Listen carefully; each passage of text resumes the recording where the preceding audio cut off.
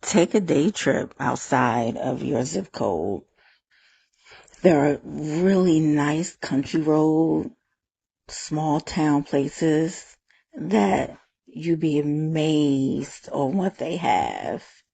Some of them have like little moms and pops, the originality of the city and the town, and it's not a whole lot of, a lot of people crowding like a regular restaurant. Like, get creative like that. And when I tell you, you will find things within a 2, 3 hour distance from you that you didn't even know existed. And you're like, what? This been here this whole time? Please take advantage of Google and any AI service you might be using. They will let you know what you can do, how much you need to spend, and you can also be as detailed and let them know how much you want to spend, and it will tell you where you can go with the amount of money that you got to spend. And that includes your gas and how you want to eat. I mean, that's how detailed you can break it down to AI. So we need to use what we have at our disposal to help us, see the world. Me and my husband, we went into this town. It was called Old Bowie. And it seems like every state or city has an old something, old town name or something. And normally, what I've seen is the original city before it expanded because the world changed. And if you go back to these old towns, a lot of people aren't really familiar with them. And it gives you that genuine family feeling when you go. So me and my husband, we will go to these places and won't even tell everybody because it's that type of place where you don't want the whole world knowing where you're going because you don't want the world to ruin what's so great. Check out free events in your area. It's always something free. Maybe not in your area, but at least within 25 miles or however many miles that you would like to go.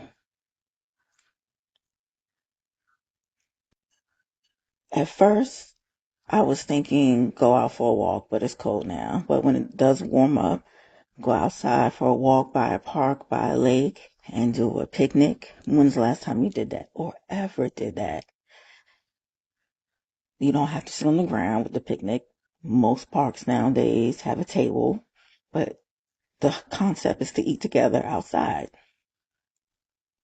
Now, remember, while you guys are doing this is another side note.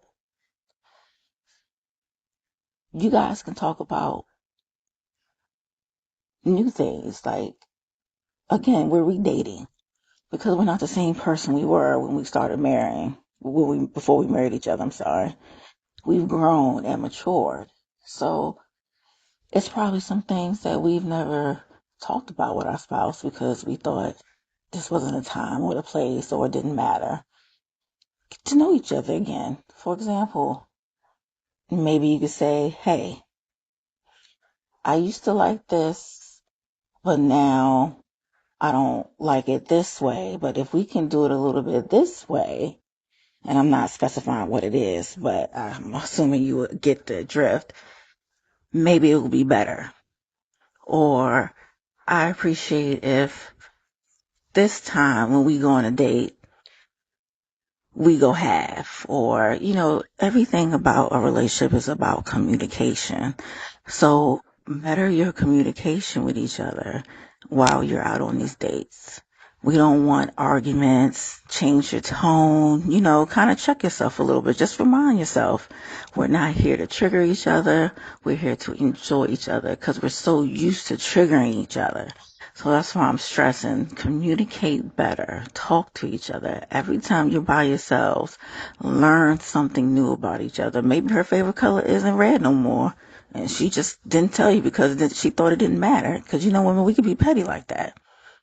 So be mindful of that. While you're on your dates.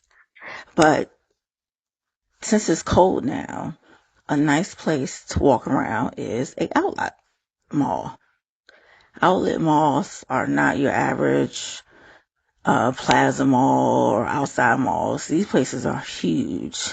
These places have name brand companies at discount price, and the malls are really nice to just be at. Do window shopping. You don't have to spend money everywhere you go.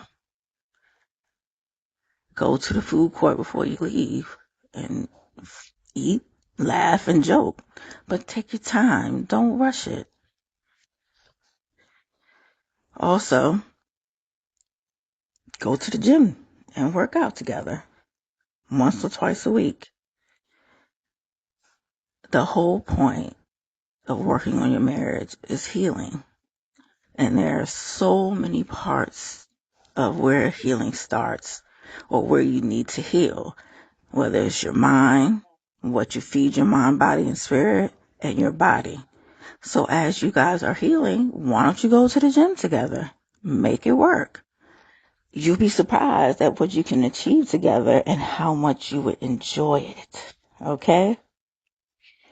Create your own sip and paint. Staying in the house and dating each other is okay. You save a lot of money. You can cook the same food that you could cook at restaurants at home. I promise you can. Just change it up a little bit. Maybe one night you guys have dinner with the family, put the kids down a little bit early, and then you and your hubby watch a movie. Get a couple of snacks, binge watch just a TV show that y'all may want to been doing, but just say you don't need 3 or 4 hours to be with each other. All you need is a good 2.5 hours out of your day because you got to get up the next morning. It's the point that you're putting effort into it. It doesn't have to last long. It's just you putting the effort in it. And you hope the goal as your kids see you guys healing together. Because let's be real, we've argued in front of our kids. Our kids know our business better than we know it, okay? Let's don't act like the kids don't be affected by what we do and how we carry ourselves. And that's a whole different topic in itself. But you get what I'm saying. Once they see that, oh, mom and dad is actually working on it, it might mentally change how they feel. It might help bring all of y'all together. Because once people start seeing peace and you pray to God, the kids, it's not too late at that point. But again, that's a whole nother topic. But you just pray that the kids see it, rubs off of them, and things start coming together. It doesn't happen overnight, but it can happen. Go to therapy. Yes, therapy works. Either it's separate or together, but at some point I think and feel like it should be together. I'm still working on it with my husband, but we both have our own therapists. But it's good to have someone other than your friends telling you about your marriage because we all think we know somebody's marriage, but we don't know our own daggone marriage. You hear me? Challenge your partner and yourself to create a date date night. For example, first of all, ladies, if we know our husband, well, let me go back, and not just ladies. Excuse me for that. In a marriage, wherever your partner is lacking, you're hoping the other one, or at least the goal is the other one is picking up where the other one is lacking. But sometimes they don't pick that up, so we have to give them a nudge. So, for example, I would say once a month, you guys plan a really nice date. I'm talking about a date where you're dressed up. Now, this is only if you're into this, but however you do it, you dress up, you put some money into it and some time into it, and even spice it up with some flowers like you used to back in the day. And if you didn't do it, start doing it now. I'm not saying you got to get flowers all the time, but on this particular day, y'all go above and beyond for each other because you deserve it for each other. You know why you guys deserve it? Because once your kids leave the house, it's just the both of you. So you need to learn how to cherish that relationship together, not after they move, now.